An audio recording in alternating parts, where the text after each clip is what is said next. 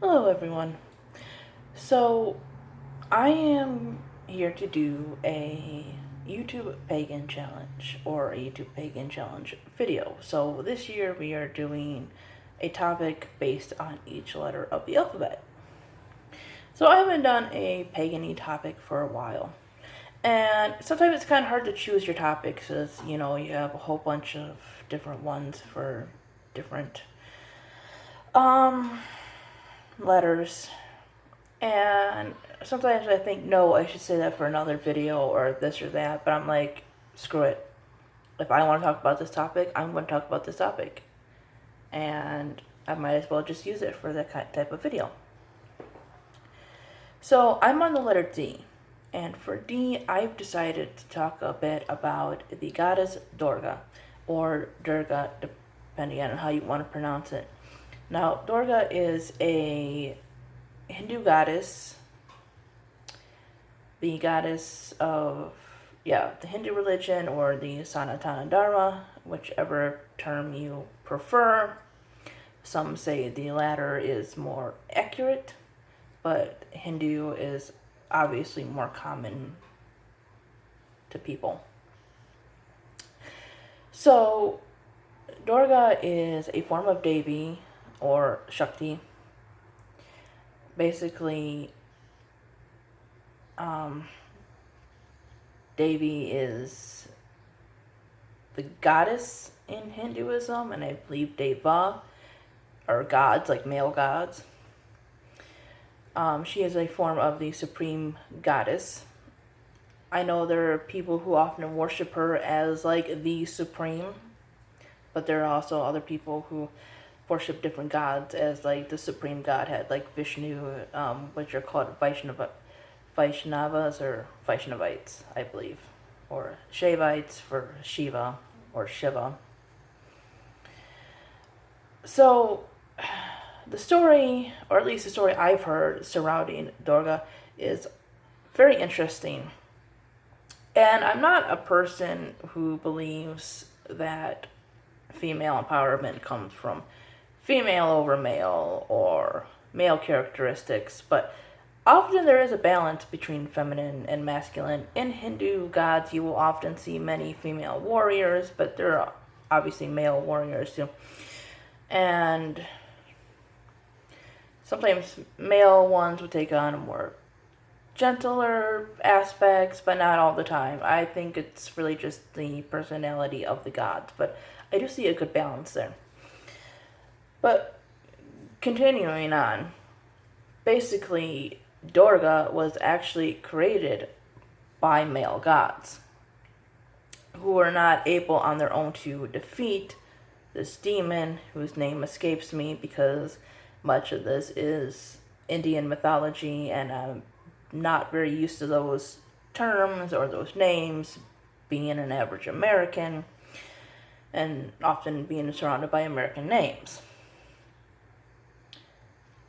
So, yes, they were in battle with this demon that they just could not seem to defeat. And what had happened is that they decided to basically join their energy, their power, whatever, together, and that resulted in the creation of Durga. So,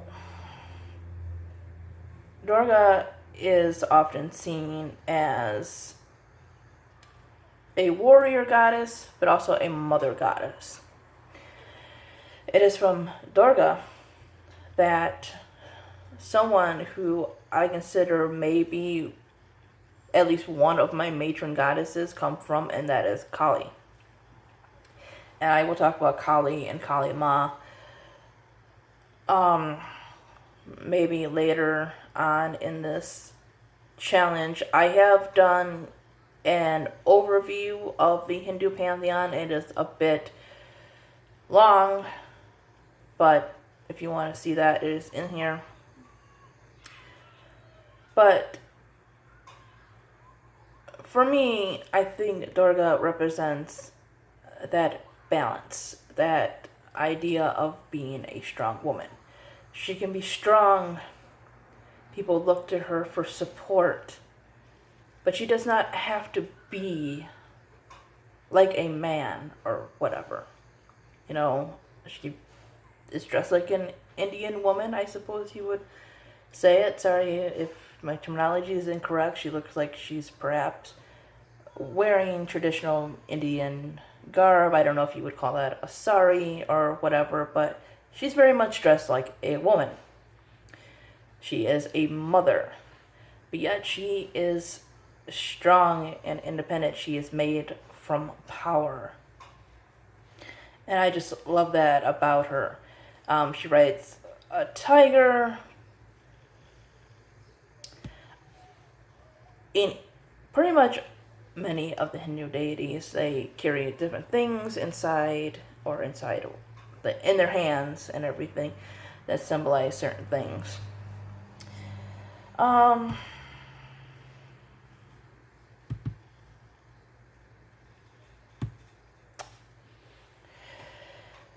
But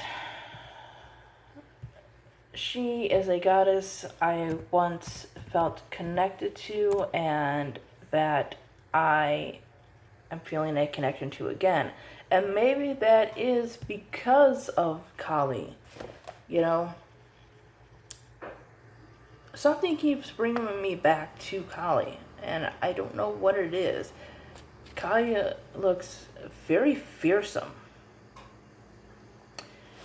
So I'm trying to find more basic facts about Durga here that I can give you, so I don't forget anything. I believe her name means difficult to approach.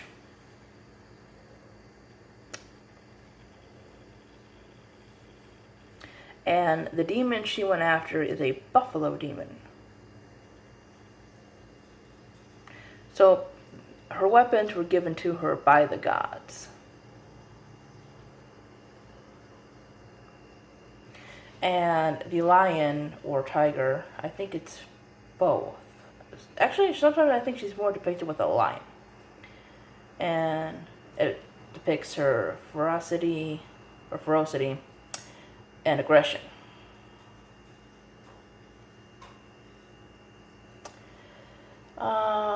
Durga is considered another aspect of Kali.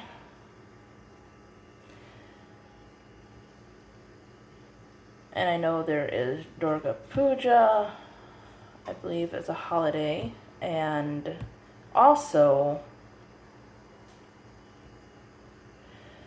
I can't honestly remember. She is a part of Navaratri or Navaratri. I believe that's how you say that holiday.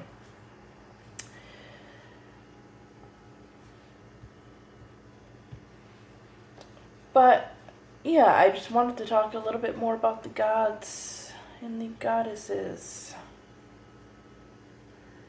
And I don't think there's too much more information than what I've already told you. Basically, she is a warrior goddess, a form of Devi, the Supreme. And she is, she has many different aspects, but I think Durga is like the central part. But anyways, I wanted to get back into learning about Durga, and I'm not really sure if I should keep Durga and Kali separated, if I should worship them in their own rights, if I can just keep the two connected interchangeably. I'm not too sure. But yeah, I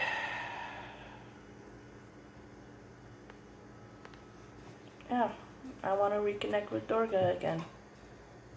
Anyways, that is my video, because I feel like it's getting a little bit rambly. But anyways, that is just some basic facts about Durga. The Hindu gods are very complex, and I noticed that they are much more about inner things such as knowledge and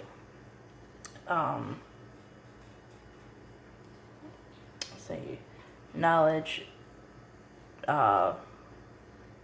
creation, the inner things of you. Like, they have beauty, luck, a little stuff like that kind of in there. They're not so much like, say, the Greek gods, I would say, where you have love and beauty, sexuality, stuff like that. I mean, it's in there, and those gods also have wisdom and knowledge and whatever else, but it's very right there with Hinduism. At least I noticed that. But again, I'm babbling. Anyways, Durga, beautiful goddess, a part of my goddess. Anyways, see you next time. Bye-bye.